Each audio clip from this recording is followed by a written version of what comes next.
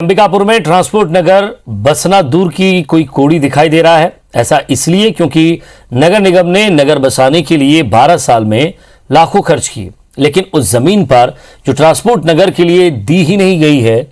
जिला प्रशासन के संज्ञान लेने के बाद अब यह मामला सियासत का मुद्दा भी बन गया है। देखिए रिपोर्ट।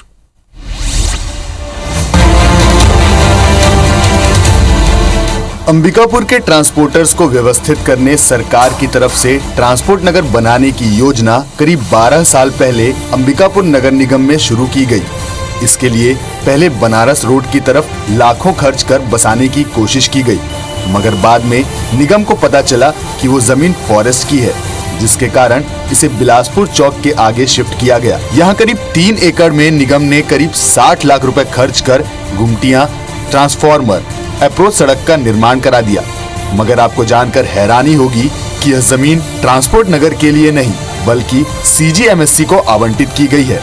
ऐसे में कलेक्टर ने खुद संज्ञान लेते हुए यहाँ न सिर्फ अवैध कब्जा हटाया बल्कि निगम को 56 लाख रुपए शासन के खाते में जमा करने के निर्देश भी दिए हैं। भूमि है जहाँ ट्रांसपोर्ट नगर बताया जा रहा है, वो ट्रांसपोर्ट नगर के रूप में अभी अलॉटेड ही नहीं है। ये पूर्व में CGMSC को अलॉटेड था और वो अलॉटमेंट भी 2017 में कैंसिल हो गया है।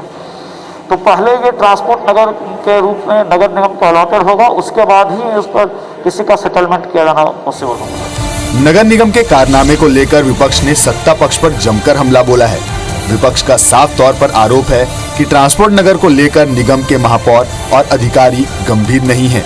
तभी तो न सिर्फ दूसरे की जमीन पर निगम ने निर्माण करा दिया बल्कि उसे अब तक अपने नाम पर आवंटित भी नहीं करा सकी। नगर निगम में जो लोग बैठे हैं, जो शासन प्रशासन में आज कांग्रेस के लोग हैं, इनको होश ही नहीं है कि कहाँ क्या हो रहा है। इनको नियमानुसार कार्रवाई करनी चाहिए, नियम के अनुसार बढ़ के इसको ट्रांसपोर्ट नगर में सेटल करना चाहिए, ताकि जो पूरे शहर के जो ट्रांसपोर्टर हैं, अन्य सभी लोग हैं, उनको व्यवस्थित ढंग करके उनके व्यवसाय को वहाँ बढ़ाना चाहिए। इधर महापौर भी मान रहे हैं कि गलती से जमीन CGMSC को आवंटित कर दी गई थी, मगर वो कैंसिल कर दी गई है।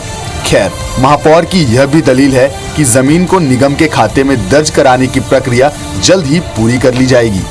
स्वास्थ्य मंत्री जी महाराज साहब से भी हमने बोला है उसको दखल देने के लिए, और माननीय राजस्व मंत्री जी को भी हमने पत्र पूरे डॉक्यूमेंट के साथ में, उम्मीद करता हूँ कि आजकल में वो आवंटित होके या गाइडलाइन देके वो चीज पूरी हो जाएगी। पहले दूसरे विभाग को आवंटित जमीन पर लाखों खर्च और फिर एक बार वही गलती। मतलब साफ है कि सरकार की महत्वपूर्ण योजना को लेकर अंबिकापुर नगर निगम गंभीर नजर नहीं आ रहा। ऐसे में देखना होगा कि अंबिकापुर नगर निगम आखिर कब तक ट्रांसपोर्ट नगर को बसा पाता है। अभिषेक सोनी, IBC 24, सरगुजा।